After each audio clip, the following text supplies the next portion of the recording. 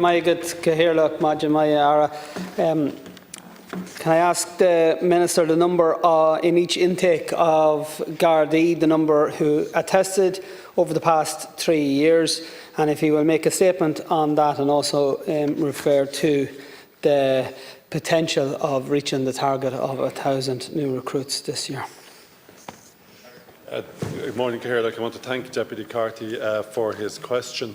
As Deputy Carthy knows, as indeed every member of the House knows, a visible Garda presence is really essential to ensuring that the public feel a sense of safety. It's also essential from the government's perspective and from the objective within the programme for government to build safe and secure communities for the public to enjoy.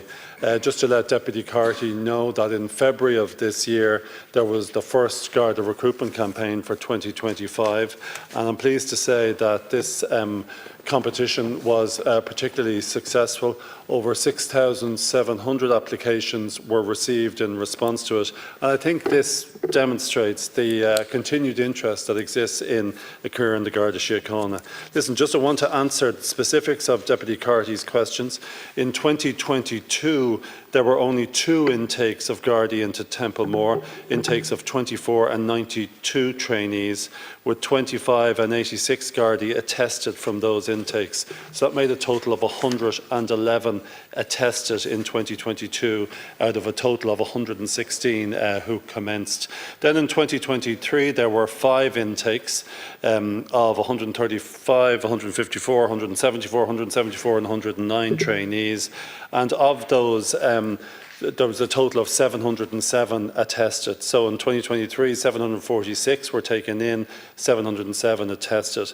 Then in 2024, there were 4 intakes, 630 were taken in total, and to date, 438 trainee Gardaí have attested from the first 3 intakes of 2024, and the individual totals for these 3 intakes are 169, 149 and 120, and the final intake of 2024 is due to attest later this year. So listen, you can see that there's a variation in the numbers for each of the 3 years that Deputy Carthy asked about, because it's dependent upon whether or not there's 4 intakes or 5 intakes. Yeah, there can be a variation of the numbers going into each intake. But the one thing that's very clear, Minister, is that there are no intake at the Garda College were there as many as the college had capacity to train. At no stage did 200 or even close to 200 attest, and in some cases the figures were far below that. And the difficulty is, Minister, that government have been talking for quite some time now about 1,000 Garda per year being attested. We're nowhere near this. It makes me inclined to accept the position of the Garda Commissioner when he said that it's just not possible to train 1,000 Gardaí this year. Do you agree with that? Last year the numbers trained in Templemore were around 400 short of that target. So does the Minister accept that he, the department, the Gardaí, still haven't got a grip of the recruitment and retention crisis? And will he answer how many he expects to attest in total in this year? Yeah, thanks very much, Deputy. The programme for government commitment is that we say we will recruit 5,000 Gardaí during the term of the 5-year term of the government. And I'm not too worried about whether or not we get to 1,000 each year, if they're evenly spread or over the 5 years. The priority is to get to 5,000. We need to increase the volume and numbers within the force. In terms of the retention crisis, the resignations from Garda Síochána are pretty small, Deputy. If you look at them, I think in 2024, approximately only 1% of attested members of Garda Síochána resigned from the force. So that's a pretty low number when you compare it to the PSNI, or you compare it to other police forces in the UK. Listen, in terms of the future, I'm trying to recruit as many this year as possible. I can't give you a figure now as to how many, but what I would ask you, Deputy, is give me some ideas. When I was in the back benches, I suggested proposals such as let's up the age above 35 that you can join, let's extend the retirement age. I'm open to your ideas.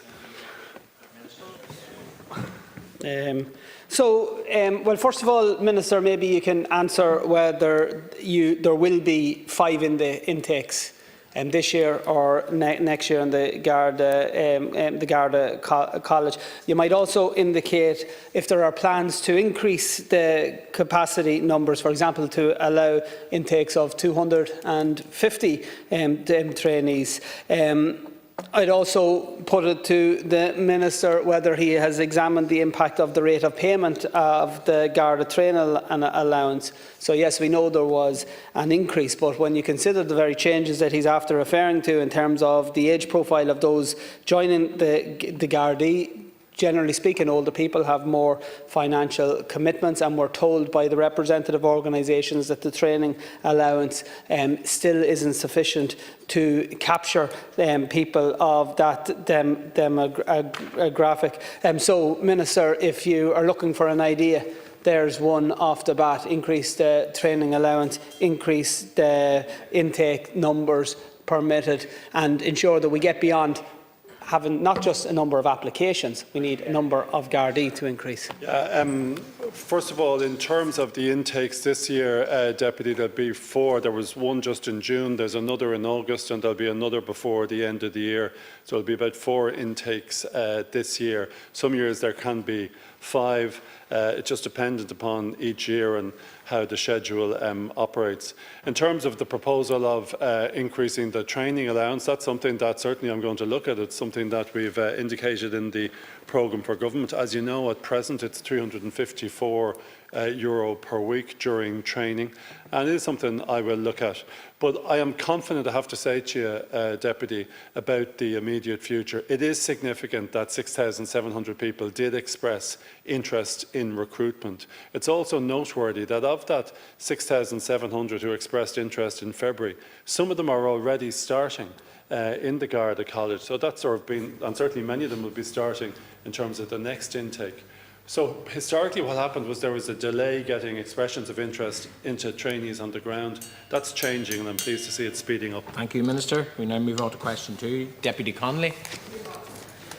I'm very familiar with the Women's Aid report lately, so I'm asking a question on that in relation to what you're going to do, given the significant increase in contacts with Women's Aid, that 44% of the women said they were not satisfied with their initial engagement with the Garda Síochána, and also that the response is inconsistent from the Guards in relation to the 65,000 contacts received. And so what steps are you taking in relation to the zero tolerance policy of the government? Cormac.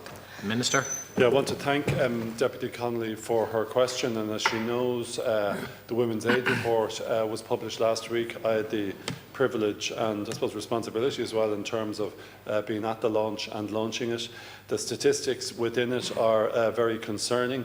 There's 32,144 contacts was made to Women's Aid services last year, a 12% increase on the previous year. I also was aware, Deputy, of the, I suppose, the statistic contained within it, that 44% of women were not satisfied with the response they got in the first instance from on Garda Síochána. And obviously, notwithstanding the fact that the majority are satisfied, I think it does indicate that there's an issue there in terms of ensuring that Gardaí are suitably and adequately qualified in responding to the scourge of domestic violence. I have to say, my own assessment and advice I've got from within Garda Síochána, and indeed from people who are victims of domestic violence, is that once the victim gets engaged with, I suppose, the experts within Garda Síochána who are extensively trained in domestic violence, they have a very positive outcome, and I think that's apparent when you look at the response from people outside court where there has been a successful conviction. Obviously, it's imperative that we ensure there is adequate and sufficient training for Gardaí in the whole area of domestic violence and coercive control. And I just want you to know, in phase 1 of the training at Templemore, trainee Gardaí complete 34 hours of instruction on domestic and sexual crime investigation, with dedicated classes on domestic abuse investigation in phases 2 and 3. Trainees in Templemore receive an online presentation on the basics of domestic violence investigation, where the importance of positive first contact with victims is highlighted. It's also the case that trainees attend an in-person workshop on the Domestic Violence Act 2018 and in Garda Síochána policy on domestic abuse intervention. At the 9-week operational stage, trainee Gardaí assume an observational role attached to Garda stations. So there is training there, but certainly there needs to be greater improvement, Deputy. Deputy. Thanks, Minister. I followed this up myself since I came here in 2016. But going back, we had a task force in 96, 97. Edna Fitzgerald was the Labour Minister at that stage. And ever since, we've been playing catch-up.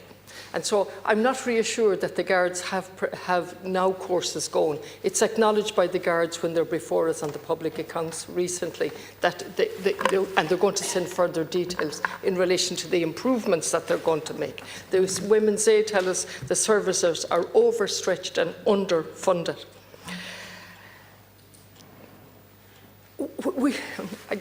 I'm actually losing words here because I've spoken about it so often. The level of violence is horrific. We should drop the word domestic. There aren't even refuges in each county. And that's a wrong way to be going in a sense. We have to go that way, but that's removing the woman from the house as opposed to the offender. One of the top recommendations back with the task force that we needed to have an intervention strategy in relation to the perpetrator. That has absolutely never happened, while the figures have just grown exponentially, despite all the strategies, despite all the legislation. Thank you, Minister. Deputy, as you'll be well aware, this is a societal problem. My own assessment of it, however, is that there is a growing recognition of the extent of this problem, and there's a greater sense of confidence and capacity on the part of women no longer to tolerate this and therefore to report it. It's a debate as to whether or not the increased numbers are due to an increase in violence, as you say, against women, or whether it's to do with a greater sense of confidence and security about coming forward. It's probably an alignment of both, I regret to say. Certainly in terms of the increase in violence against women, you know, that is something that seems to be driven from the presentation on social media to young men and to boys as to how relationships should develop in a completely malign and repulsive way. So that we need to keep an eye on what's happening with with boys and young men in terms of what they're being exposed to online.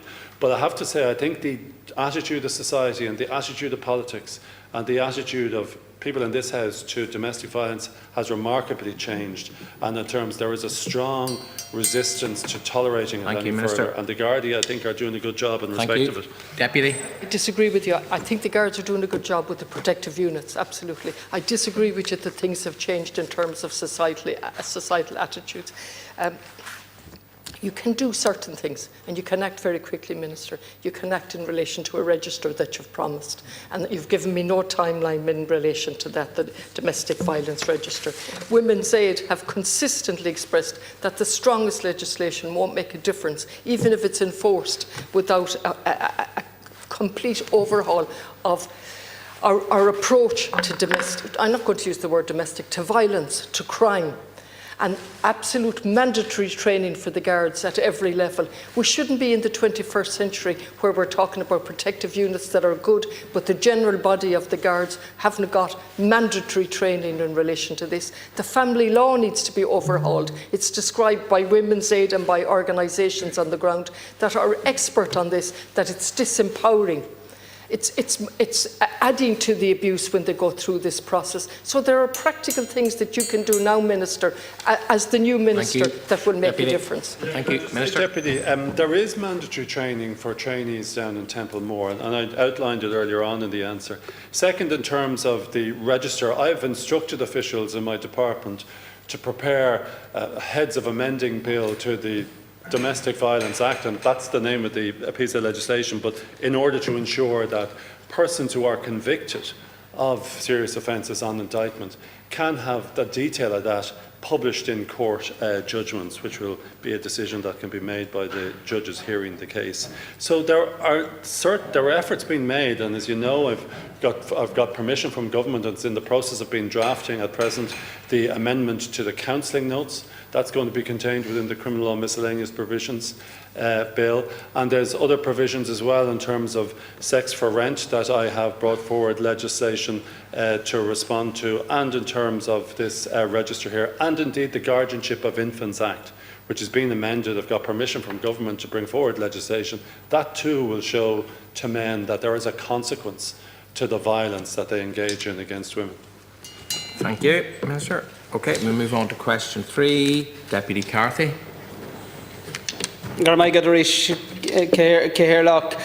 Minister, you know that there is this sense that the enforcement of negative decisions within the international protection system isn't actually working. So I'd appreciate if you could outline to the House the percentage of those who received final negative decisions that voluntarily left Ireland within the 30 days and subsequently provided authorities with evidence that they had done so within 3 days of arrival in their home country.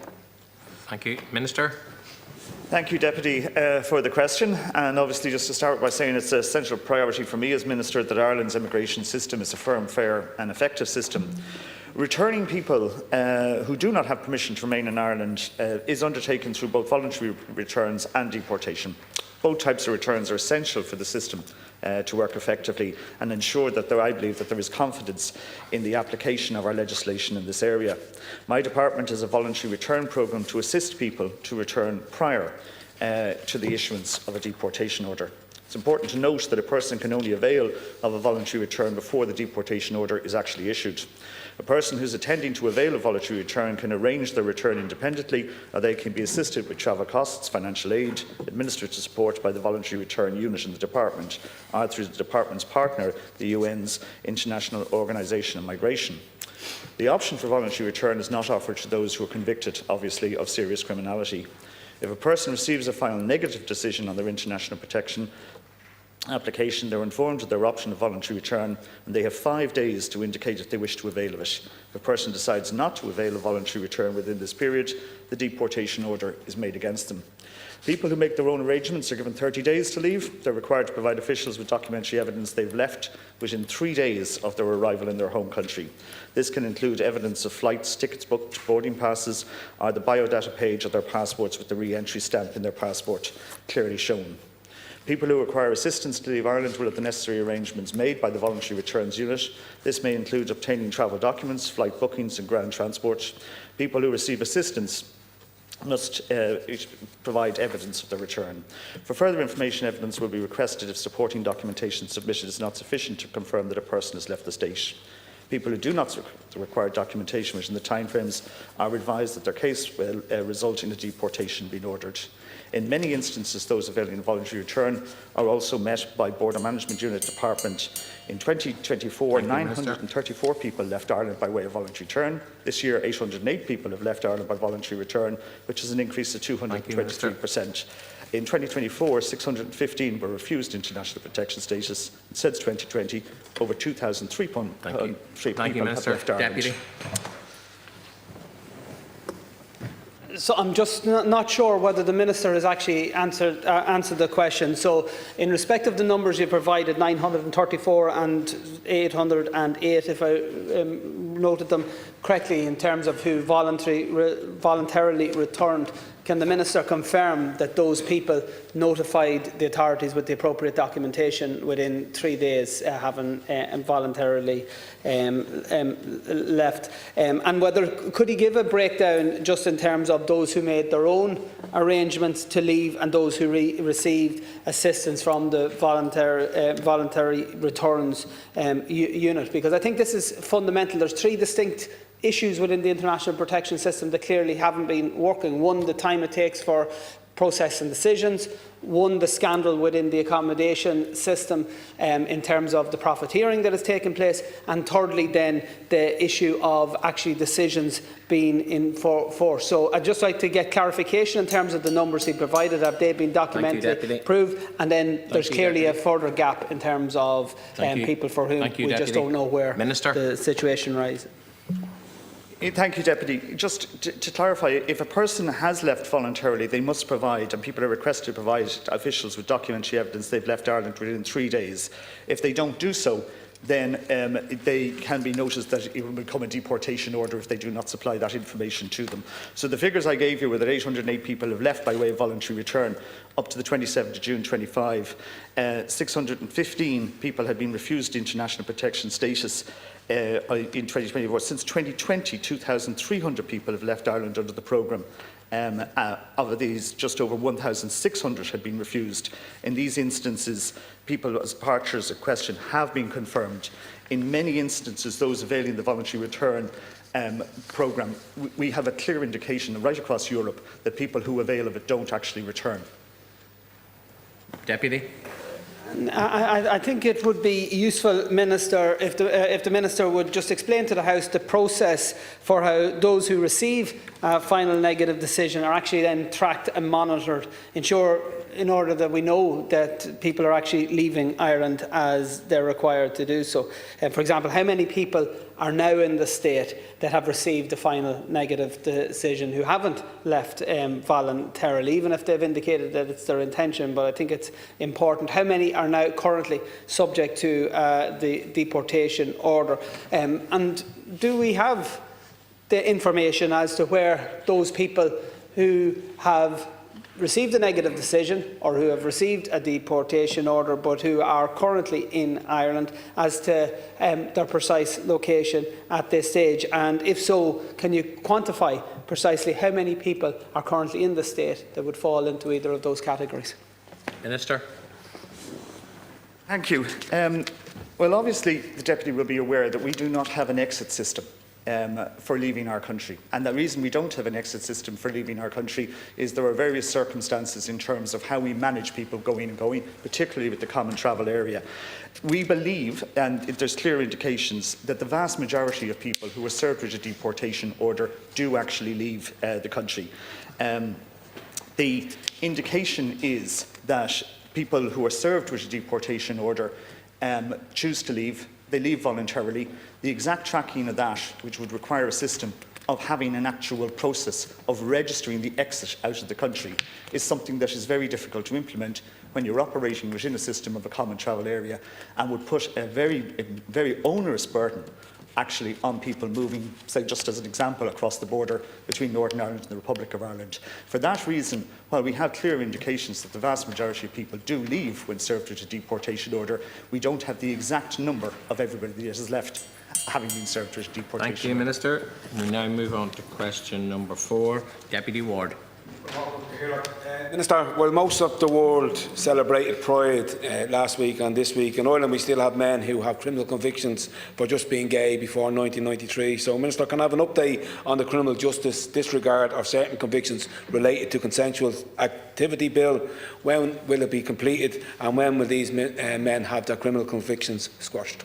Minister. I want to thank Deputy Ward for asking this question. He will recall that, I think it was 6 weeks ago at the previous Justice questions, his colleague Deputy O'Snuddock raised a similar question, and during the course of an exchange between myself and Deputy O'Snuddock, I stated that I think we should look to see if there's some mechanism of expediting this process of bringing forward legislation. Deputy Ward will be aware that there was a working group that produced a report in 2023, and it set out a very detailed yet slightly complicated statutory proposal as to how the scheme will operate. When I was discussing it with Deputy O'Snuddock on the last occasion, I said I'd go back to the department and see is there any way it can be expedited. And I would just like him to know that I asked my officials to examine whether the draft heads for the disregard scheme could be produced in a streamlined form that would facilitate their inclusion in the miscellaneous provisions bill, which is currently with the Office of Parliamentary Counsel for drafting. I believe this is achievable, and it offers a speedier route to enactment than a dedicated disregard bill. Drafting of legislative heads on these lines is now at an advanced stage, and I hope to bring the heads to government for approval shortly with a view to their being added to the miscellaneous provisions bill. I also just want to commend Deputy O'Snuddock and indeed the other members of the opposition who last Tuesday introduced a piece of legislation called the Disregard of Historical Offences for Consensual Sexual Activity Between Men Bill 2025. You know, I've had an opportunity to look at this. It's a very fine piece of professional drafting. It's something I'm certainly going to take into consideration, and I know officials in my department will be taking it into account when working on the legislative heads that I've outlined previously. My priority is to try to get legislation enacted as quickly as possible. Whether that's done through my own miscellaneous provisions bill, which I think is probably the speedier way of doing it, or indeed through the opposition private members bill, I'm agnostic in respect to that. I think the important thing is that we try to put in place a speedy statutory scheme to facilitate men that Deputy Ward spoke about. Thank you, Minister. Deputy. Thanks, Minister. Minister, it's hard to believe that only 32 years ago it was illegal to be gay in Ireland. In 1993, when the law was changed, I was only 18. I wasn't aware of this rule when I was 18. But you bet your life if I was a young gay man, I would have been, because gay men at the time would have been driven underground, they suffered trauma, they suffered abuse. And Ireland has come a long way since 1993, and mostly for the better. But as I said, it's hard to believe that being gay was a crime until 1993, but it's still hard to believe that there are men who have convictions for being gay prior to 1993. I think the last records I have between 1983 and 1993, there were 64 convictions, and most of these men are probably still alive at this stage, Minister. And I'm aware that you have competing interests, and I'm on the Justice Committee, so I know how busy we are, Minister. But I think this is a chance to do the right thing, and I do welcome your comments around bringing it forward through a miscellaneous bill. But would these squash individual records, or what way would that work in a miscellaneous bill? Minister. And just to add to the statistics, Deputy, because it's important we know the extent of what we're potentially talking about. It's hard to be definitive on it, but research indicates that between 1950 and 1993, when homosexuality was decriminalised, approximately 940 men received convictions under the Offence Against the Person Act or the Criminal Law Amendment Act 1885. So you're absolutely correct. A number of them will still be alive. A number of them will still have convictions over their name for something that we now regard as something that should not have been criminalised in the past. Obviously, I don't want a scheme that's going to be too complicated or too onerous. I want a scheme whereby individuals will have to apply, and also an opportunity for, I suppose, representatives of a deceased person to apply, because although many of the 94 will be alive, there's men from before that, and a majority of the 940 who probably are deceased. So we need to ensure there's an opportunity for the living and for, I suppose, representatives of the recently deceased to bring an application in respect to this. Thank you, Minister. Deputy. And Minister, I do welcome your comments around the bill that was introduced this week by Angus Snuddy and several other opposition TDs, the disregard of historic offences for consensual activity between men, Bill 2025, and the timing, as you know, was to coincide with Pride last week and this week. We still have people in the world who are subjected to tyranny and abuse right across the world just for being gay. And this bill, in its essence, just aims to eradicate the historic criminal convictions opposed for the offences of consensual sexual activity between men prior to 1993. As you said, the bill was drafted by campaigners. There was a lot of work put in this. There was a lot of campaign put in this. There was a lot of research put into this bill. And as I mentioned previously, I just know the stats that I know, between 83 and 93, there were 64 convictions for being gay, and I said there's a good chance that these men could still be alive. And I do welcome that you are agnostic, as you said, between whether progressing your bill or this bill. I'm just wondering, what do you think would be the speedier process? Have you given that any consideration? Would you support the progression of the opposition bill that was introduced this week? Minister.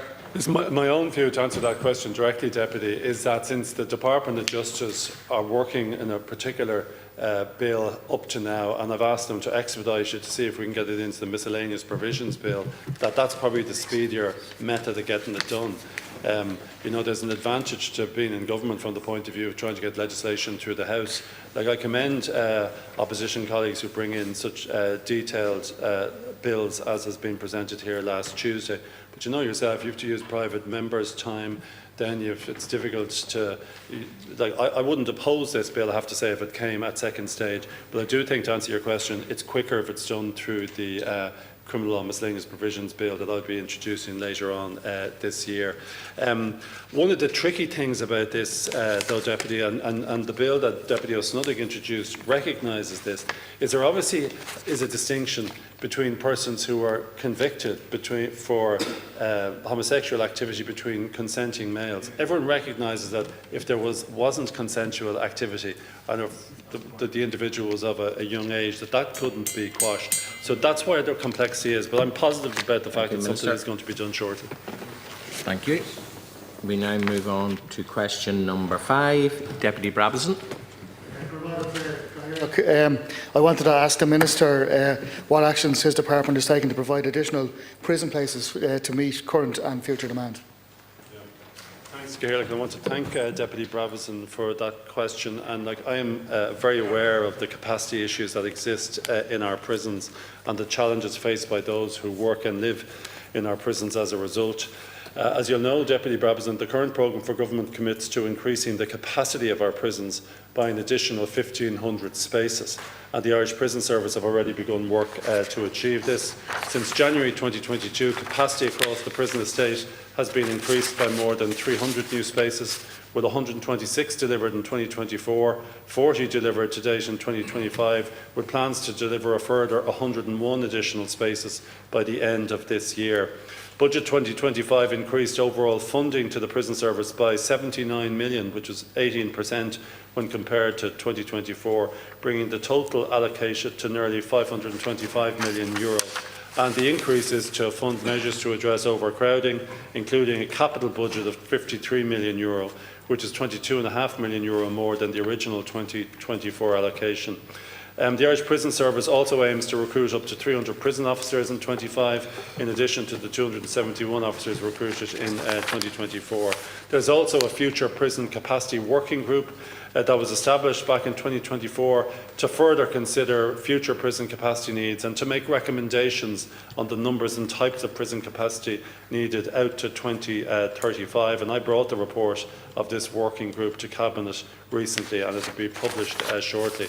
I also brought to Cabinet recently a proposal to accelerate the delivery of 960 additional prison spaces by utilising an exemption from the initial approval stages of the infrastructure guidelines for these projects. That's the Public Spending Code, which will enable accelerated delivery with timelines reduced by 12 to 18 months. So overall, there's plans in place to deliver extra spaces. It has to be done very rapidly, and I believe I'm doing it as fast as I can, but I understand the capacity issues. Deputy. I warmly welcome the provision in the programme for government for the construction of Thornton Hall and the additional places that you mentioned. They're to be warmly welcomed. Just the current prison population is 14% over capacity, and the Penal Reform Trust have expressed serious concern about the current situation. And I know you're doing your absolute best in that regard. I would also have concern about a revolving door, an appearance of a revolving door situation. It can be very demoralising for Garda Síochána, where they've spent a lot of time and resources investigating, prosecuting and achieving a conviction, only to find that a convict is back out on the streets very quickly afterwards because the prison service don't have sufficient capacity. I also feel that it might the dearth of prison places might also affect judicial discretion. They might be leaning towards a custodial sentence, and because they see some of their customers, for want of a better word, coming before them again very quickly after they've been previously given a custodial sentence, it might sway them the other way. Minister. I want to thank Deputy Brabazon for his comments. It is, though, one area of the criminal justice system where there are capacity issues that need to be addressed fairly fundamentally and fairly rapidly. We invest huge resources in Garda Síochána, in the courts, in ensuring that we get cases on for hearing in the criminal courts as quickly as possible. The whole system won't operate effectively if at the end of those processes and a person has received a significant custodial sentence, that there is an issue arising in respect of capacity for that person to serve their sentence. It's also the case, Deputy Brabazon, I'm sure you'll appreciate this as well, that we need to look at alternatives to imprisonment. In my own view, there's a lot of people in prison, and I've visited 5 of the prisons to date, a lot of people in prison who have serious health issues and addiction issues. There's also people who could be doing community service, and that's an area that I'm going to change by amending the community services legislation so that judges can now consider the imposition of community sanctions in respect of persons who will be imposed to a sentence of up to 2 years imprisonment. But there's more options other than fining somebody or incarcerating somebody. Thank you, Minister. Deputy. Welcome the Minister's comments in relation to alternatives to custodial sentences, and I warmly welcome the fact that he's reviewing the alternatives. And I think the community service is something that could really benefit society in a wider way. And I welcome his comments in that regard. Gromagad. Minister. I want to thank you, but I also want the House to be aware that there are some very fine prisons in Ireland as well. Like we talked about the Cork prison. The new Cork prison is an excellent new prison. Similarly, the two prisons in Limerick, the women's prison and the men's prison, I visited both of them, and indeed the Cork prison. Huge investment went into them. The Irish Prison Service deserve to be commended for getting these prisons built on time and on budget. And you know, when we do prisons, we do them well. Our population has increased significantly. However, our prison capacity has not similarly increased. Like if you go back to, say, 2011, I think it was, like we had a prison capacity of around 4,600. Today, we have a prison capacity of 4,600. So, you know, we need to recognise that with the increasing population, there has to be an increase in capacity for prisons. That's not a sign that we're turning into a lock-them-up society, but it is an indication that where you have greater population, you're going to need greater prison spaces. Thank you, Minister. That finishes priority questions. We now move on to other questions. Question number 6, Deputy McCarthy. Thank you, As the Minister for Justice, Home Affairs and Migration, the number of naturalisation applications received in each respective year from 2020 to 2024 inclusive, the current average processing times,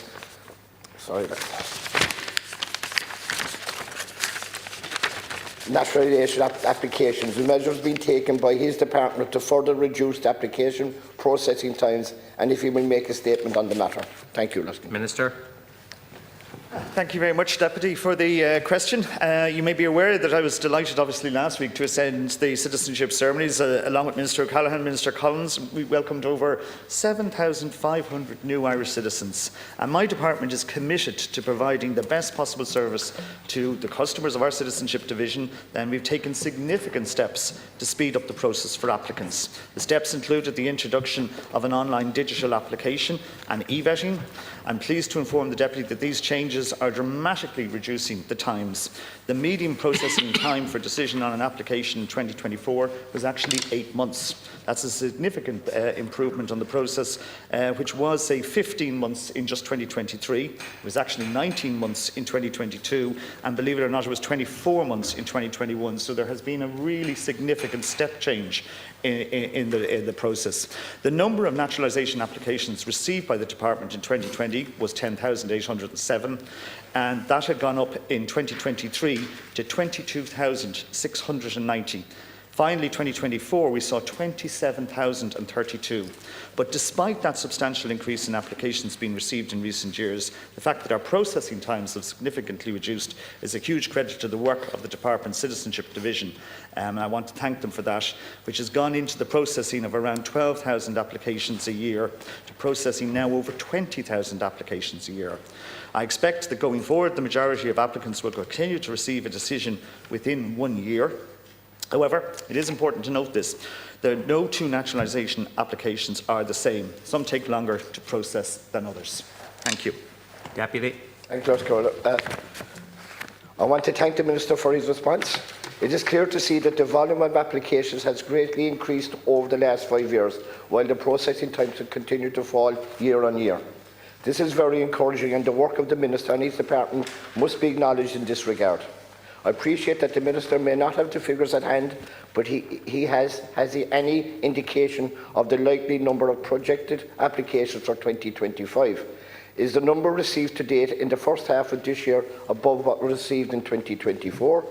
If application numbers continue to rise, as the figures suggest, will the Minister and his department give any consideration to further upgrading the citizenship application portal or appointing additional staff in the citizenship division? Thank you, Minister. Minister. Well, thank you very much. I think based on the trend in recent years that we probably will see either a sustained or a small increase in the number of applications.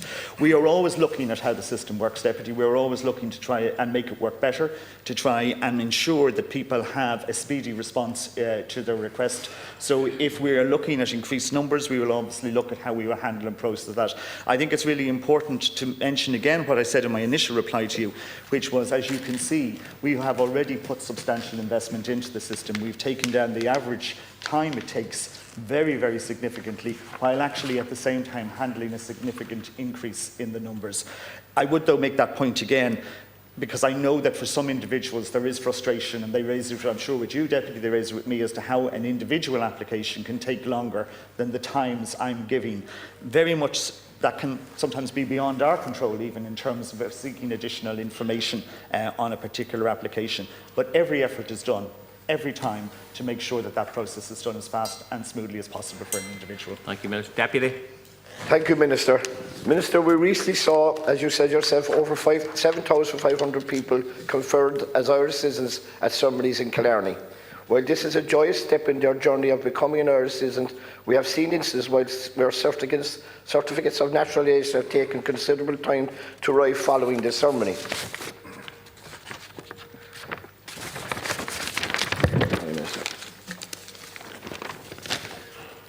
This unfortunately can cause undue problems for the applicants in situations such as applying for a passport, or for those looking to pay third-level fees ahead of the upcoming academic year.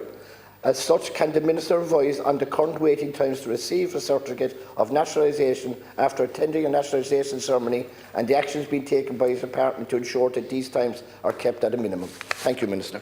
Minister. Thank you very much, Deputy. Yes, I acknowledge that there is that gap that takes place between the actual ceremony and the receipt of certificate. Just to say, we are obviously working on trying to tighten up and make sure that that process is as small a time wait as possible. Again, to deal with the issues which you raised quite rightly in terms of the impact it can have on some individuals. The primary resources in terms of allocation was obviously into shortening the time for actual people to receive their citizenship, but it is something we are going to continuously look at to ensure that that processing time for someone to receive a certificate from the date which they have their ceremony to the date which they get the certificate is kept under monitoring, and to ensure that people are not experiencing the type of issues that you've mentioned there. Thank you. Thank you, Minister. Question 7? No. We'll move on. You taking question 7? No. No. Okay, we'll move on to question 8. So, Deputy Burke. To ask the Minister what action is taken by his department to monitor the progress of young people who leave the youth diversion programme after their supervision period ends, and if you will make a statement on the matter. Thanks, Deputy. Our Youth Justice Strategy 2021 to 2027 is a whole-of-government plan that takes a strategic approach to all issues connected to children and young people at risk of coming into contact with the criminal justice system. The key principles of the strategy are linked to the standards endorsed by the international community to uphold children's rights, and include early intervention and preventative work, family support, diversion from crime, court processes and facilities, supervision of offenders, detention and reintegration, and support post-release. Youth diversion projects are community-based, multi-agency youth crime prevention initiatives which divert young people who have been or are at risk of becoming involved in antisocial and or criminal behaviour. When a young person's time with a youth diversion project is coming to an end, whether they age out naturally at 18 or are no longer in need of a specific youth diversion project supports, a plan is put in place to assist the young person to progress from the project. This process should be commenced well in advance of the person's planned disengagement. For all participants exiting a project, the youth diversion projects should identify other services that could engage the young person, identify specific agency supports that may be needed by the young person, make contact with that service provider on behalf of the young person, and prepare the young person for leaving the project, and follow up periodically on the progression of the young person after leaving the project, and record any relevant details sent annually to the Department for reporting purposes. The diversion programme has proved to be very successful in diverting young people under 18 away from crime by offering guidance and support to them and their families. So it's important that we consider the supports and interventions needed for young people as they move into adulthood, because personal circumstances do not just change overnight when someone turns 18. Minister, sorry. Thank you, Minister. Deputy. Minister, I suppose I come from an area where I was involved in a youth project where young people would have dropped out of school, and that's basically where I suppose the problems started arising, and we worked very closely with the Garda, where we had them on a training programme. Now, the people we took in were over 15. And, you know, the important thing is about, in a lot of cases here, there isn't family support. So this is what I'm saying to you about the youth diversion programme, is that when someone finishes with the programme, that family support may still not be there. And I'm just wondering about the checks and balances that are there, and also about review of the current scheme. For instance, we did a review of the operation. I had 50 young people in training at any one time, but we did a review and we looked at the people who were with us 5 years earlier, and this is at a time when unemployment would have been high, but we found 70% of them had full-time employment, where in fact the family history wouldn't have been great as regards employment, but it just goes to show where there's proper supports put in place, Thank you, it does work. So what I'm wondering is, has there been any review of the programme over the last number of years? Minister. Thank the Deputy, and I'm grateful for his insight and sharing his experiences, and indeed if he has any if you have any suggestions, Deputy, we'll absolutely take them on board, because we're always open, obviously, to taking on board new and positive suggestions in relation to updating or amending our strategy in relation to this. I want to just comment. I commented in relation to our youth diversion projects, but just in relation to our plans to extend youth diversion programmes to people once they pass the age of 18, and to say that our strategy includes actions to develop diversion-based responses for young adults aged 18 to 24. And it should be noted that we are not seeking to replicate the statutory Garda youth diversion programme for 18 to 24-year-old cohort, as different considerations apply in the case of young adults. As you'll be aware, research tells us that young adults, not unlike adolescents, can be particularly vulnerable to peer pressure, difficult personal or socio-economic factors, including substance misuse and the impact of childhood trauma. Thank you, Minister. Deputy. Minister, thank you very much for your reply, and I will accept, and I must accept, that the work being done by all those people involved in the youth diversion programme is fantastic. They work very hard, also liaising with the Garda, and that's what I found my own experience of working with the local Garda as regards trying to help people who have dropped out of the education system. One of the problems that you find with the youth diversion programme is the fact that, you know, one of the reasons people end up in difficulty is because of the falling out of the education system at a very early stage, and then trying to get them back into any kind of training, even into training in relation. For instance, one of the big problems we found with people was difficulty with even literacy and numeracy, and making sure that there was available training for them, because, you know, they're then afraid of applying for jobs because they have a literacy problem, and that's one of the problems. And then they're afraid of applying for any kind of apprenticeship or any kind of a job because of those skills. So I'm just wondering if we can look at that issue as well, Minister. Thank you, Minister. Yeah, again, thank the Deputy for that. And just to say, the Deputy has a particular interest in relation to Cork, and specifically just to say that we've seen an increase in funding since 2022, an overall increase of funding for the Cork youth diversion projects in the order of 1.8 million. And I have here with me a tabular format of the increase in funding, which I'll forward on to I'll have our officials forward on to the Deputy afterwards. And he's right, and that increase in funding should facilitate and does facilitate the types of issues which you've raised in terms of numeracy and literacy. Thank you. Sir, we now move on to question 9. Deputy McGreehan. Minister, I ask the Department and yourself in relation to the staffing levels at the Criminal Assets Bureau to facilitate increased detection of the proceeds of crime due to, I suppose, the reduction of the thresholds from 13 to 5,000. I want to thank Deputy McGrahan for this timely question. The reason I say it's a timely question is, as she is aware, last week marked the anniversary of the murder of Veronica Guerin, which you'll be aware, Cahirlic, as well, had a real transformative effect in terms of the policing of Irish criminals. One of the consequences of her murder was that laws were changed whereby we could go after criminals in the civil courts, and obviously the proceeds of crime legislation and the Criminal Assets Bureau legislation were direct consequences of that. It's also instructive to note that when I'm at European meetings, I know this is the same with Ministers Brophy and Collins, a lot of our colleagues from other European countries are very interested to hear that Ireland has a system in place to seize the assets of criminals, but it's a system that isn't based on the criminal law, it's based on the civil law and on the civil standard of proof. And really, since that legislation was introduced nearly 30 years ago, it has been cutting-edge legislation that's now being followed by the rest of Europe, and I'm sure further afield. It's also a timely question from Deputy McGrahan, because yesterday I received a stamped copy from the Office of Parliamentary Counsel of a copy of the Proceeds of Crime Bill that I intend to introduce as soon as possible. The key reform under this legislation is the reduction of the waiting period for asset disposal from 7 years to 2, significantly accelerating access to seized assets. There's a whole series of other matters in the bill which I'll return to at a future date in the House.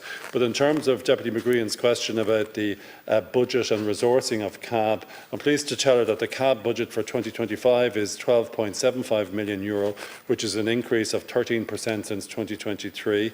Between 2018 and 2024, authorised staff resources in CAB increased steadily from 90 to 101.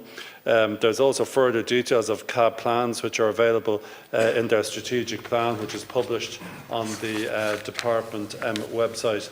And I think it is important to know that we are going to continue to resource CAB as it's an essential tool in our fight against crime. Thank you, Minister. Deputy. Thank you very much, Minister. And absolutely, after a tragic and desperate loss of a lady of the calibre of Veronica Guerin, we have done good things in her memory and in her name. The CAB has been a hugely successful organisation, and as you rightly say, has been mirrored across and copied across other countries. My thing is that we should make sure that absolutely any resource the CAB need, they should get. They are an incredibly effective organisation. I'm thinking of County Louth and all across the border regions. We see the reality of crime. We see the fuel smuggling. We see drug trafficking across the border. And it often feels like locally, in North Louth particularly, and I'm sure it's mirrored across the border counties, that often we can see criminals operate sometimes with near impunity, Minister. And I suppose the intent, as that you well know, the intent behind lowering the thresholds for CAB from 13 to 5 was to root out all crime, to make sure that no ill-gotten gain was too small to pursue.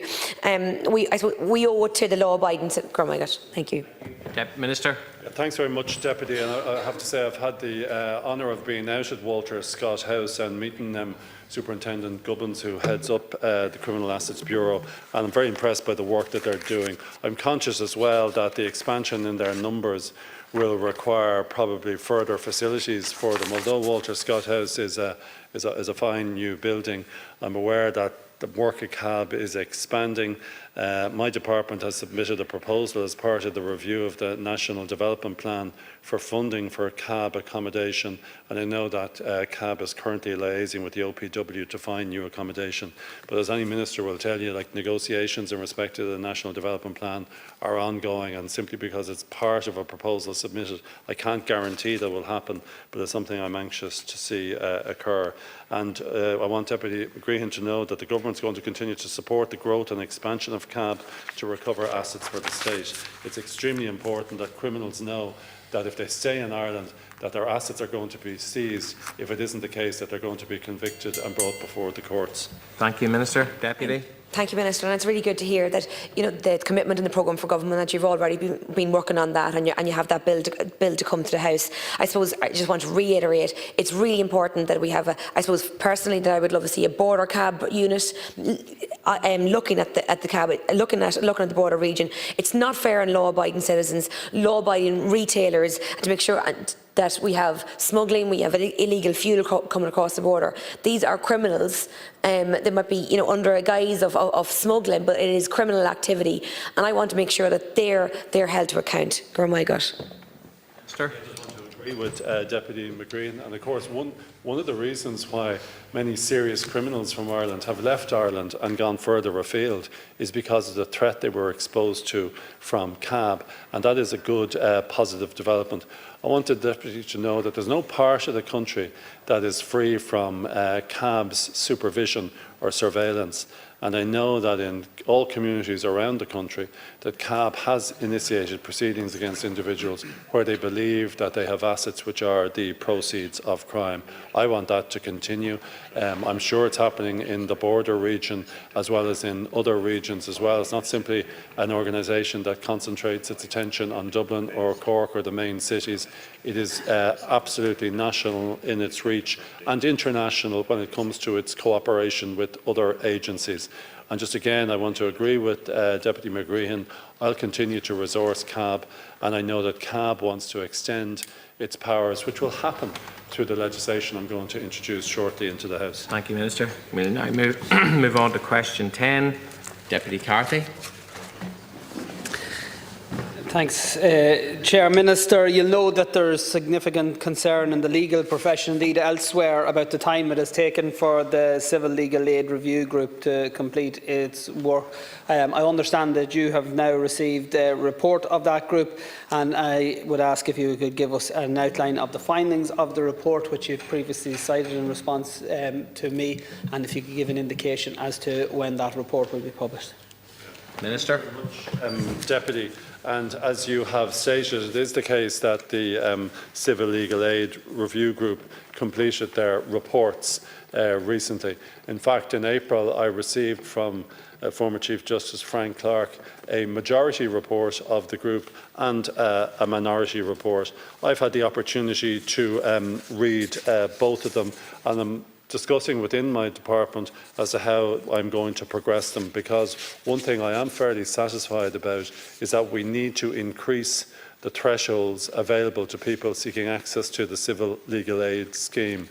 Sometimes people confuse more money for the civil legal aid scheme as being more money for lawyers. It's not about lawyers. It's about ensuring that citizens have access to the means by which that they can vindicate their constitutional rights or their statutory rights. Law is extremely complex. We keep producing vast amounts of it in this House, and of course then we have European law on top of it as well. In order to navigate the law, the reality is you need legal advice and legal assistance. In terms of the reports, Deputy, what I'm proposing to do in the short term is to put them out for a public consultation. But whilst that is happening, I want you to know that I'm asking my department to work on how we can give effect to some of the recommendations contained within the reports.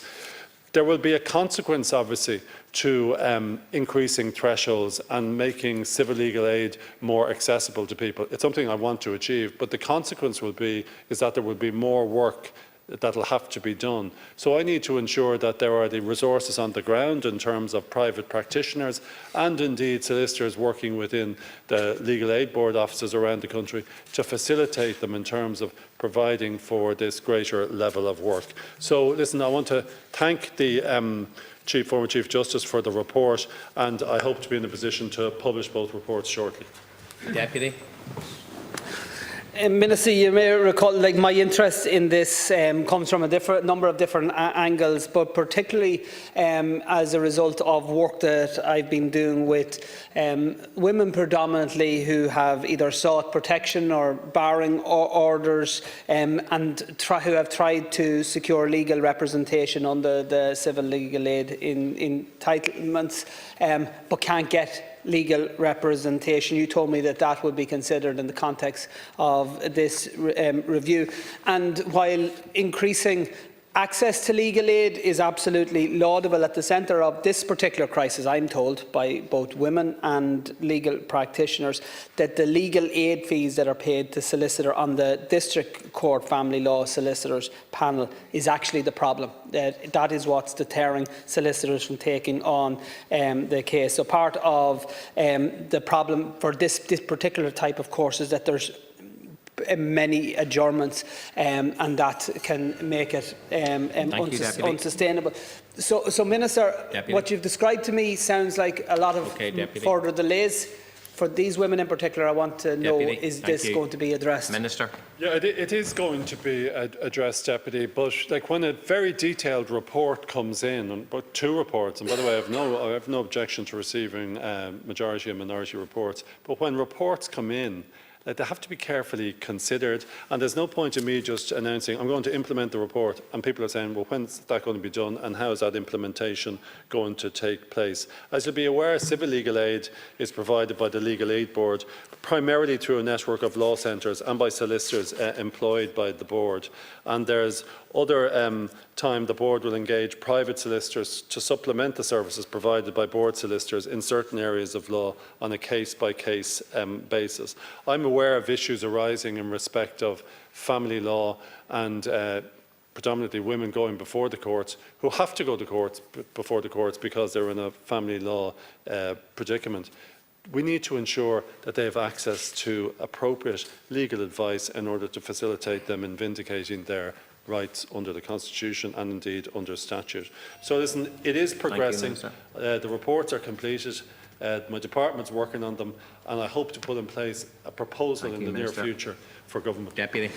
No, Minister, I get that there's processes involved, but this is 3 years in the making now, and now you're talking about consultation processes. So just put yourself in the shoes of one of those people who wants to secure either a barring order or a civil protection order and who cannot get legal representation at the moment. If they were listening to us 2 politicians talking about process, you can imagine the frustration that would be there. So in terms of this particular issue, can you give a time frame for when it will be resolved? And just, I suppose, to put on the record, do you accept that there is an issue here in terms of the number of solicitors that are willing to take on this work, that one way or another it needs to be addressed? And do you accept also that there's particular geographical issues where this issue is especially acute? And do you have any short-term measures that you can put in place that would resolve what is a crisis for many people, I have to say, Minister? Thank you, Deputy Minister. I accept, Deputy, that there is an issue in terms of solicitors being available to do this very important work. Part of the problem, however, is because the Irish economy is doing so well, it is very attractive for solicitors to get work elsewhere other than in areas such as you're discussing here, or indeed in other areas such as criminal legal aid as well under the criminal legal aid scheme. So listen, we need to ensure that the fees that are payable are heightened in order to ensure that we get solicitors who are prepared to do this valuable work. But listen, we need to recognise as well that, and I've said this before, and I welcome the fact that you acknowledge this, there's a difference between a story which says we're getting more fees for lawyers, and let's look at what's the purpose of it. The purpose of paying more fees to lawyers is to ensure that the women you talk about, individuals who want to access their rights before the court and vindicate their rights, that they're able to do that. And they can't do that unless they get access to legal advice. So I accept there is an issue, and I accept that the fees are going to have to increase in terms of trying to attract more solicitors to do this private work. Thank you, Minister. We now move on to question 11. Deputy Curry. Minister, I want to ask you for an update on your department's engagement with the Department of Transport regarding the proposed Transport Security Force, and if you would update the House, please. Well, to thank Deputy Curry in respect to that question, and as she'll be aware, the 2024 policing legislation was commenced earlier this year in April, and the local community safety partnerships will be established as soon as practicable. In fact, last Friday rather. Sorry, Minister, I think that's the following question. Oh, I beg your pardon. Yeah. Sorry. Is it you? Yeah. Transport. Sorry. Sorry to both of you. Okay, we'll restart the clock. Okay, reset. Thanks. The programme for government commits to creating a transport security force. While it is a priority and responsibility for us, whilst it's a priority, the responsibility for its establishment lies with the Department of Transport and the National Transport Authority. On the 18th of June last, Minister O'Callaghan met with the Minister for Transport to discuss the proposed Transport Security Force. The Department of Transport is developing the necessary legislative proposals, but the model remains under consideration and the process is at an early stage. New legislation is required, which takes time to develop and implement.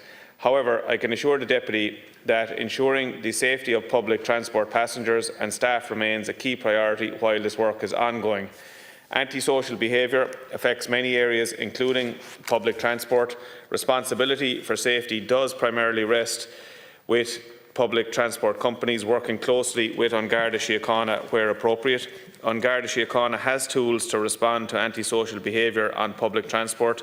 Garda management works closely with operators such as the NTA, Irish Rail, including DART and Intercity, Transdev Ireland, which is Lewis, maintaining a high visibility and coordinated policing presence.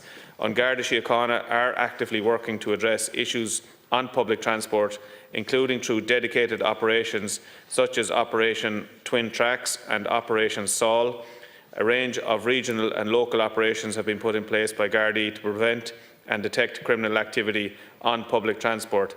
The aim of Operation Sol, for example, is to provide a safe environment for commuters utilising all public transport services in the Dublin metropolitan region. This operation can reassure citizens, visitors and business community in Dublin that Dublin is a safe place in which to visit, socialise and conduct business. In 2024, 683 arrests and 1,339 charge summonses were effected under this operation. Deputy. Thank you, Minister. I appreciate recent steps to improve transport security and increased budget of over 11 million on a security presence by the Department of Transport, for instance, and Project Sol. We've seen new public transport hubs. However, we do have to keep moving on the commitment to establish a transport security force. In 2024 alone, over 4,200 complaints were received reporting incidents of drug use, violence, sexual assault. Reports of antisocial behaviour on Dublin bus have more than doubled since the pandemic, and we've had our own incidents on the Maynooth line where school kids have been targeted. Your department has recently engaged with the Department of Transport. That's very positive. We need to keep those meetings going until there is clarity around the legislative framework, the powers and remit given to the Transport Police and the interaction of the Transport Security Force with Garda Síochána. Thanks. Just to say, and the Deputy is right, this is at early stages and it's in development and it is a priority, as I've outlined. And just to say that the new force, obviously the new transport force will have to interact obviously with Garda Síochána, and that will be an operational issue for both organisations as to how that will be addressed. So it's primarily a matter for the parties involved to work out how they will operate the new system once the new transport security force is put in place. The aim of all of us concerned, is to improve the security of public using public transport, and I know that Garda Síochána will absolutely continue to play their part in relation to that. Thank you. Thank you. I do want to raise Garda numbers again in Dublin West. 120 new recruits attested overall in June. 74 were allocated to Dublin. According to local Gardaí in my area, only 4 came to the K district. 150 new recruits in March, 98 sent to the city centre and 4 to the K. The K district, that consists of Blanchardstown, Cabra and Finglas. It's one of the busiest districts in the country. Last year, in one 24-hour period, we had more calls than all of the other Dublin districts combined. Gardaí in the K district have to deal with antisocial behaviour, criminal damage, assaults. I'm told that we have the highest number of domestics in the country, and we have gangland crime as well as Blanchardstown Town Centre and the Arras to manage. There are only 4 inspectors across 3 stations for a population of approximately 200,000. It's not sustainable, ministers. We have brilliant Gardaí, but we don't have enough. So what needs to happen for the K to get the same level of attention and Garda allocation that you are currently giving to Dublin City Centre? Thank you, Deputy Minister. Thanks, Deputy. And we discussed earlier at length the whole issue in relation to Garda recruitment. It is, as you know, a very significant priority within the programme for government to increase the Garda recruitment by about 5,000 over the lifetime of this government. We've made a very good and resounding start in relation to that, as you know. Just to say to you that last month, another 170 trainees entered Templemore in June, following on from 201 in March, the largest intake since 2019. There was 120 new Gardaí attested in June. 74 of those were assigned to the Dublin metropolitan region, which is the vast majority of those who were attested were assigned to the Dublin metropolitan region. How the Commissioner allocates Gardaí that are exiting Templemore following their attestation is an operational matter for the Garda Commissioner, something that we don't get involved in. It regularly gets raised with me in relation to my own area in Limerick in terms of the allocation of recruits from Templemore. So it is challenging, but it's something that we're working on to increase. Thank you. Thank you. We move on now to question number 12. Deputy McAuliffe. This morning I want to ask the Minister for Justice, further to the topical issue which I raised on the 19th of October 2023, if he'll outline the current total number of allegations of child sexual abuse involving members of the Probation Service in his department, and if he has considered putting in place a non-adversarial redress scheme, if appropriate, and if he will make a statement on the matter. Minister. I want to thank Deputy McAuliffe for raising this question, and I just want to acknowledge his long-standing interest in this issue and his persistent raising of the matter, which is of significant importance. I just want to say to Deputy McAuliffe that I've confirmed with my officials that there have been 2 historic allegations of child sexual abuse made in relation to staff of the Probation Service. Both relate to alleged incidents in the 1970s by a former staff member who is now deceased. When the first allegation came to the attention of the Probation Service in the year 2000, An Garda Síochána and relevant services were notified and a criminal investigation was initiated. In recent years, the Probation Service became aware of a second allegation against the same former staff member, who by that time was deceased.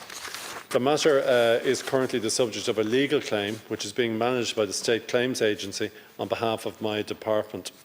Since the most recent allegation referred to above, the Victims Unit of the Probation Service have put out several communications to encourage any relevant victims to contact them. I've been advised that no further victims have come forward, Deputy. The Probation Service have confirmed that they have no current allegations on hand. Obviously, like Deputy McAuliffe, I would encourage anyone who has been a victim of any kind of sexual assault to reach out for help and support, and also to report the matter to An Garda Síochána. There are a range of victim support services available, and these are listed on the Victims Charter website. I know that Deputy McAuliffe raised the issue about whether or not it considered the introduction of a redress scheme. As I said, there's a case currently being dealt with by the State Claims Agency.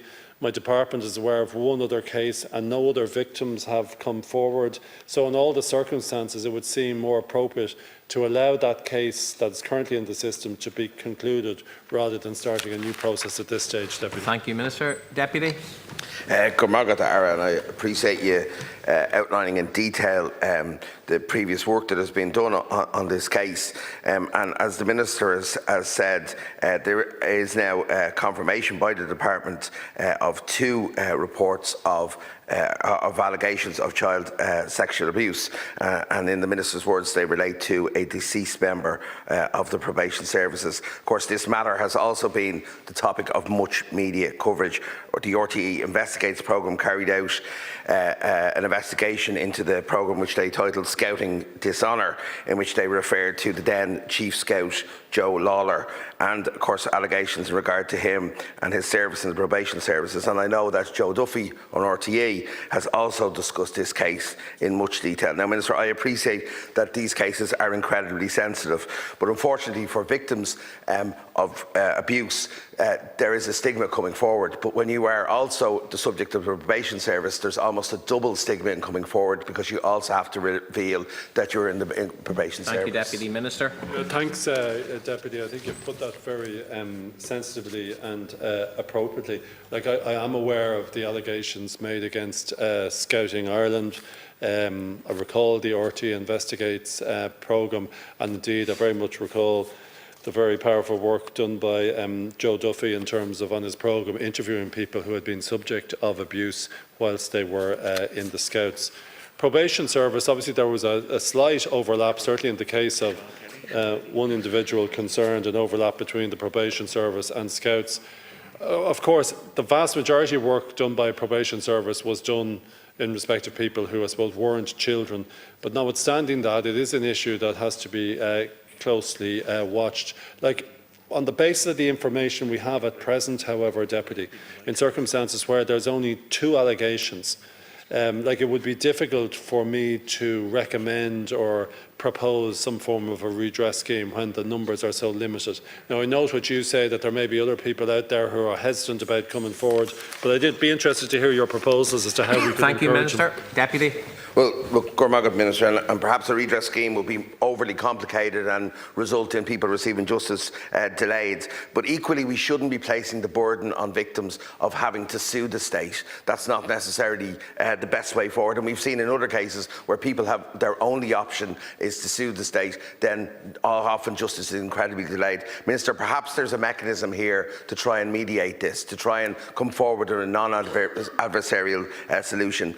The criminal justice process is not an option because the person is deceased. But there's also the questions about what did the state know about this gentleman's service. He worked for the probation services for decades, and it is incredibly important that whatever information or files are available to the Department of Justice are reviewed, and we do air what was known, because as we've seen with other cases of sexual abuse, it is really important that there is transparency about what happens.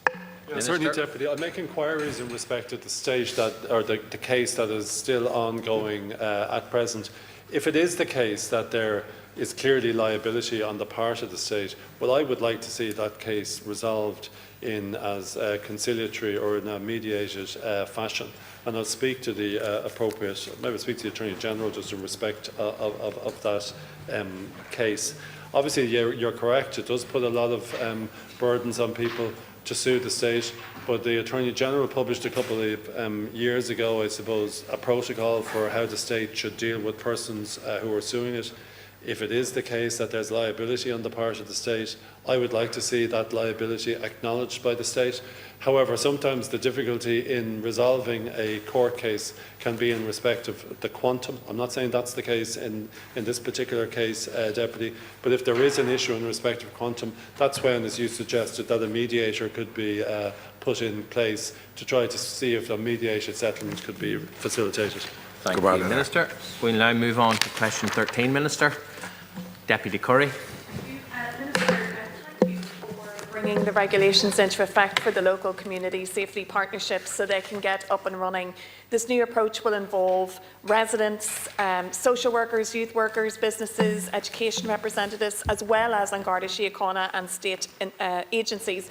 The initiative is very important to us in Fine Gael, and I also want to commend Minister McEntee on developing this vision. Can you provide an update on the rollout of local community safety partnerships in Dublin West? Thank you, Deputy Minister. Yeah, thanks very much, Deputy, and I'm pleased to be able to answer your question this time as opposed to the previous time. And if I'm answering the wrong question, my ever-vigilant ministers will tell me I'm doing something wrong. But listen, you're correct in stating that last week I signed the regulations giving effect to the local community safety partnerships. They came into force Monday this week. As you'll be aware, much work has already been done in respect of local community safety partnerships, but now we have the regulations in place and people will be aware that we have to put in place these partnerships as they are an essential part in ensuring that the public in those particular areas are served. As you'll be aware, Deputy, the regulations outline very clearly how the safety partnerships will operate in practice and will ensure that each partnership operates with transparency, focus and strong local engagement. You'll be aware of the report on the Commission on the Future of Policing in Ireland, that community safety requires multi-agency cooperation. That's why the legislation and specifically requires that we don't just have Garda on it, we don't just have elected representatives from the local authorities on it, but we also have people from such as the HSE or TUSA in order to recognise that very many of the issues that arise don't just concern policing but also relate to community safety and community partnerships. You raised the issue, I think it was, in respect of your own area, Deputy, in terms of your own constituency of Dublin West. I think there's, I suppose, an issue there because administrative boundaries require that certain areas fall into neighbouring LCSPs, but the overarching aim is to maintain a coordinated, place-based response to community safety needs. I want you to be aware in terms of your own constituency and indeed all other constituencies that within my department there's the National Office for Community Safety.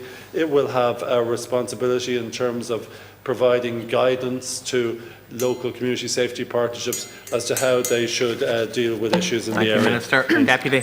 Thank you, Minister. I really do believe community partnerships have the potential to truly impact community safety, because intervention and prevention isn't just the remit of the Gardaí. We have to bring local stakeholders to the table to tackle local problems with local solutions.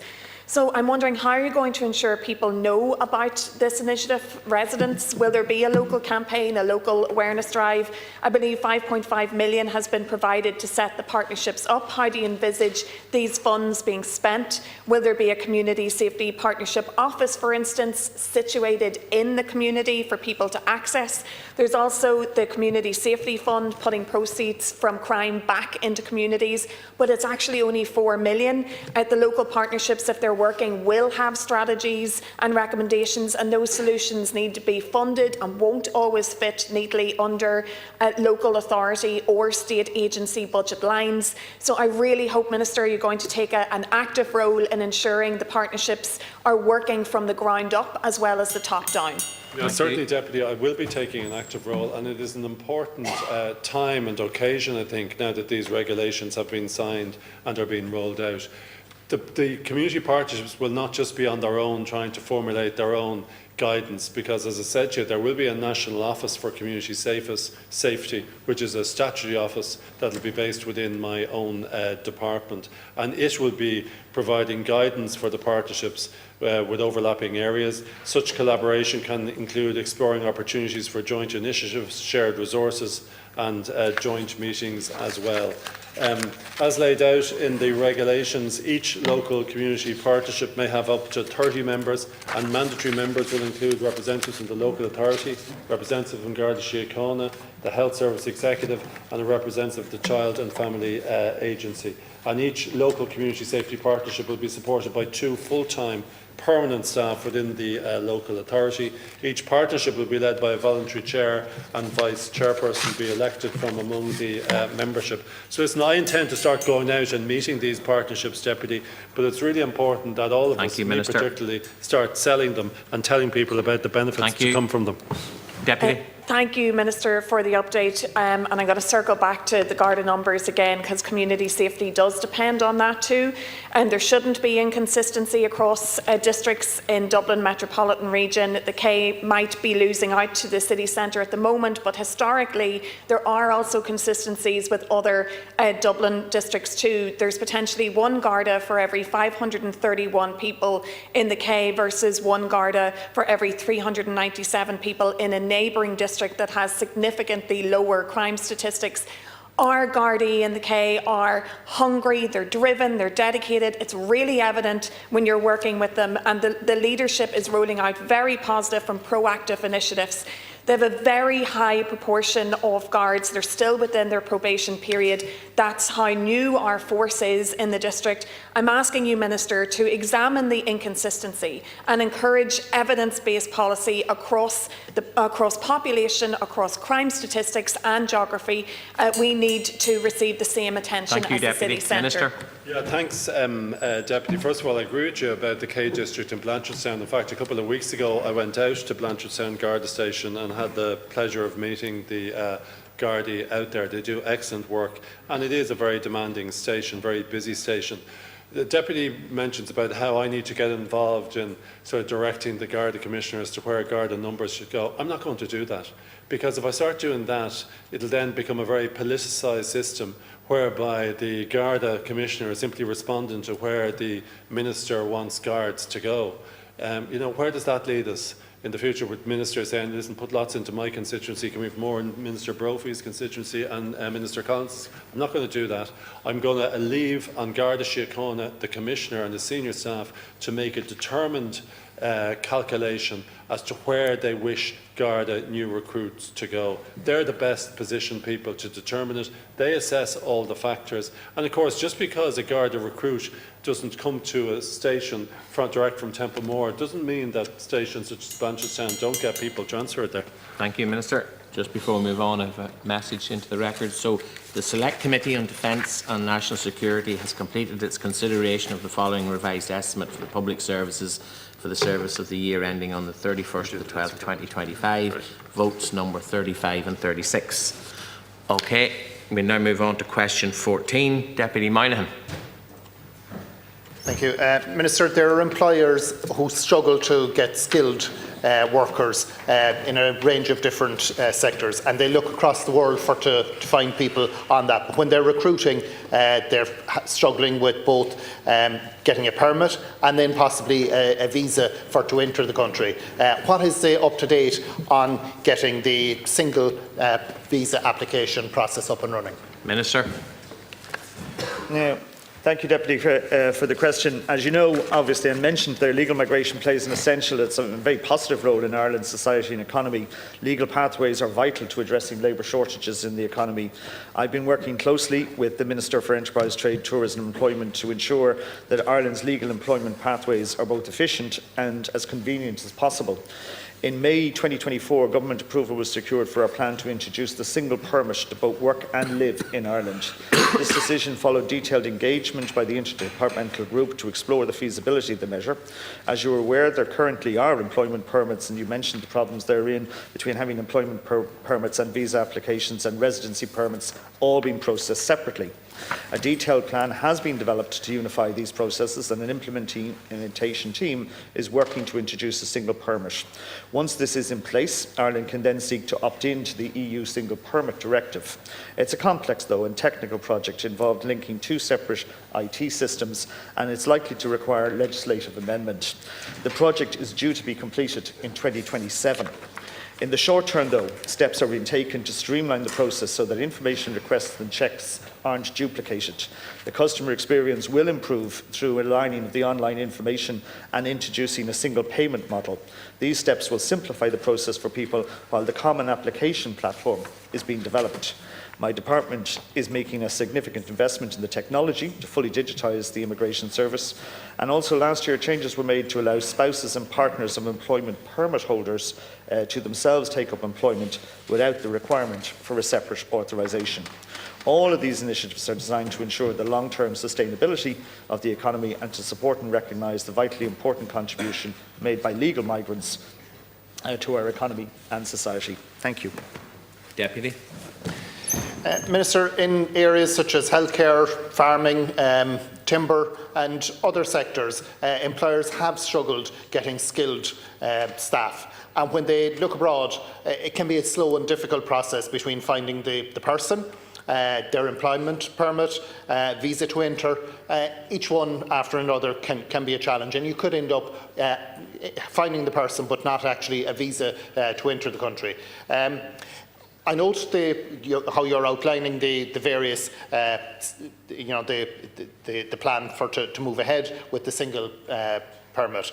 Can you outline what milestones do you see along the way? What are the various steps that you would see on that?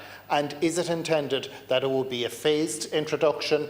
And can you outline on that if you are phasing, and what would you be phasing? Would it be sector by sector then? Minister. Thank you. Well, just to give you an idea of what the next steps are in answer to you there, an implementation team has been established, and that's chaired jointly between the Department of Tourism, Enterprise and Employment, and it will commence the implementation of the single permit model. The adoption of the single permit approach, as I said to you in my initial contribution, is expected to be done by 2027. The programme will be delivered on a phased basis. The new application platform will be developed with customer benefits in the shorter term. Shorter term actions will be taken, as I said, to remove the duplication of data collection and checks through improvement in communications. The medium term actions will include the implementation of data sharing and the integration between my department and the Department of Enterprise and Trade.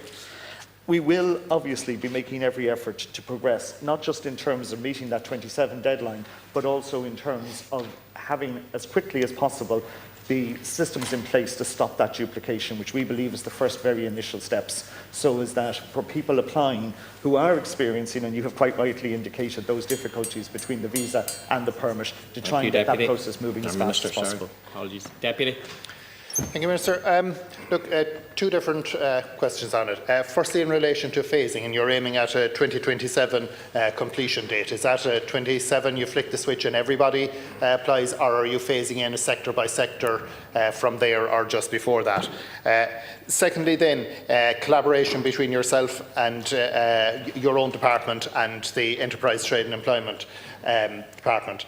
Like, some of the sectors are going to be more difficult, like in healthcare, for example, you'll have a smaller number of larger employers, whereas in farming or in timber, you'll have a lot of smaller employers. The level of engagement with those, some of those will be more difficult to reach or to engage with. Can you outline what engagement you're having with those employers to make sure that you're meeting their needs with the application? Minister. Well, thank you very much. There is an ongoing process, as I said, within the department to reach out and try and bring in place the process to simplify it and to simplify the process. The answer to the question is yes, by 2027 it will be a complete one-stop shop and the process will be coming in. That's the target date that we're working towards for the completion of the process.